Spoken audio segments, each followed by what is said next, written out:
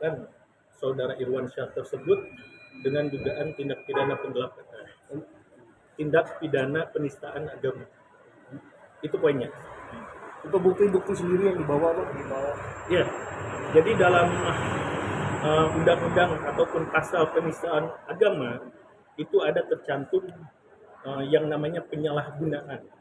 Yang bersangkutan sudah pakai cadar, sudah pakai hijab, sudah pakai jilbab, dan datang ke kajian Ustadz Hanan Ataki dan duduk di saf perempuan.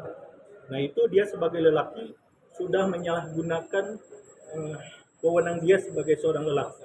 Oleh karena itu di sana sudah insya Allah menurut kajian kami itu sudah masuk ke delik pidana terkait dugaan hukum yang bahwasanya beliau sudah melakukan penistaan agama. Meskipun YBS sudah meminta maaf, Bang. Ya, jadi meminta maaf itu tidak menggugurkan aspek hukum yang memang harus diberlakukan, gitu loh. Karena beliau sudah melakukan kesalahan dan sudah menyakiti umat Islam, perlu ada sanksi sosial. Dan ini bukan hanya sekedar bicara tentang saudara Irwansyah atau Wan Dahara saja, tapi ini akan sebagai bentuk pelajaran bagi mereka yang mempunyai penyakit sejenis seperti Irwansyah tersebut, gitu.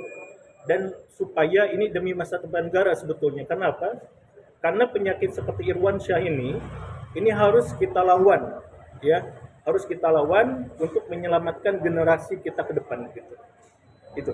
Iya, Bang, kan waktu itu juga si Irwansyah sendiri foto sama teman-teman artisnya ya, Bang ya. Secara nggak langsung berarti si teman-teman artis juga seperti membiarkan, Bang. Ya. Nah, ikut diperkarakan apa enggak, Bang? Nah itu dia jadi catatan kita bersama ya, bahwasanya kenapa circle mereka, para artis apalagi ada yang sudah berhaji kemarin baru, kenapa didiamkan? Karena ketika si Irwansyah atau Wan Dahara ini pakai cadar dan hadir di kajian Ustadz Hanan dan duduk di tempat perempuan, itu pasti sepengetahuan daripada artis-artis tersebut. Ya, nanti kita akan lakukan, nanti penyidik bila mana LP kita ini insya Allah diterima, nanti akan melakukan pengembangan, penyidikan dan seterusnya. Bisa jadi artis-artis yang terlibat di sana itu pada akhirnya bisa melakukan juga ataupun bisa ikut terhadap tindak pidana ini, karena bahasanya itu ialah ikut serta gitu. Karena dia tahu, dia mendukung, dia support gitu. Bang, kalau nantinya dia minta maaf secara langsung dan abang mengiyakan, artinya gimana bang laporannya? Akan terus berjalan atau seperti kan biasanya kan yang di penistaan agama berhenti tuh bang? Ya, jadi gini ya. Ini saya datang ke sini itu bukan hanya atas nama pribadi saja. Saya datang ke sini ialah atas nama umat Islam yang merasa tersakiti, gitu loh. Adapun nanti dia mau damai dan lain-lain, banyak netizen di luar sana yang sudah gerak. Saya mengatasnamakan masyarakat Indonesia yang ngaku muslim, yang masih punya giroh agamanya diseperti itu kan. Sebetulnya candaannya gini, ada 3B yang harus diikuti oleh si Irwansyah ini bila mana memang dia mau berdamai. Ya, yang pertama 3B itu bukan bintang biasa Raffi Ahmad, bukan. Tapi dia harus bertaubat, harus berhijrah, dan harus berjenggot. Candaannya gitu ya. Karena supaya apa? Ketika dia sudah hijrah, jenggot, dan lain-lain, maka dia sebagai fitrahnya seorang laki-laki tidak boleh lagi pakai perempuan, pakaiannya itu sama saja mendoktrin generasi kita secara tidak sehat. Nah, namun kalau bicara masalah damai ataupun tidak, ini kita insya Allah baru mau akan bikin LP, ya. Prosesnya masih panjang dan saya rasa perdamaian itu karena memang umat menyampaikan jangan damai sampai penjarakan, supaya sampai dengan ada pelajaran buat mereka yang mempunyai penyakit sejenis gitu loh. Itu poinnya. Kenapa penyakit sejenis? Karena kalau tidak punya penyakit tidak akan gitu loh. Laki ya laki, perempuan ya perempuan, ada fitrahnya masing-masing. Nah, di sini yang memang pada akhirnya diduga menistakan Islam di sini. Artinya abang berharap laporan abang terima di sini ya, biar harus diterima karena kami sudah kaji dengan tim hukum juga bahwasanya memang ini insya Allah deliknya masuk. Jadi tim penyidik tidak ada alasan untuk menolak LPK gitu loh.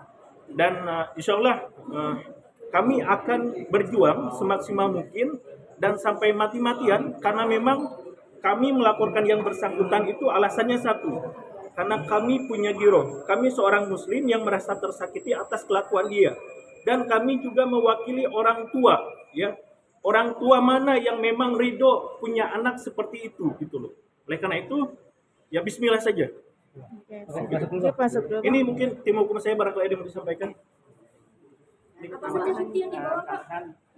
Siang hari ini, jadi kami dari tim hukum Muslim akan melaporkan saudara RW atau WN atas tindakan penistaan terhadap agama. Adapun nanti pasal yang disangkakan itu ada di KUHP, dan nanti berkaitan dengan pasal yang disangkakan nanti dari penyidik. Nanti penyidik akan menggali lebih jauh. Tentu kami punya argumentasi berkaitan dengan kasus ini, kami sudah mengkaji sekian dalam begitu. Mudah-mudahan kami yakin sepenuhnya bahwa laporan kami akan diterima. Kali itu. Barang bukti yang dibawa apa aja? Kami ada beberapa barang-barang bukti, tentu dari media juga ada, kami juga ada potongan video, juga beberapa status juga Instagram, lalu kemudian saksi kami, karena kami juga sebagai pelapor, tentu salah satunya adalah saksi. Jadi kami yakin dengan barang bukti yang kami bawa, laporan kami akan diterima. KUHP pasal berapa Pak? Untuk KUHP itu pasal 156-nya itu ancamannya 5 tahun. Jadi nanti kalau misalkan laporan kami diterima, biasanya itu ancaman 5 tahun itu harus bisa dilakukan penangkapan atau penahanan secara langsung. Adapun nanti meskipun sepenuhnya dari penyidik, nanti kami argumentasi hukum kami punya sepenuhnya diserahkan ke penyidik. Oke, Bang. Terima kasih, Bang. Terima kasih semuanya. Terima kasih ya. Boleh catat nomor saya. Saya Muhammad Iskandar Gula dan aku panggilannya Muhammad Iskandar.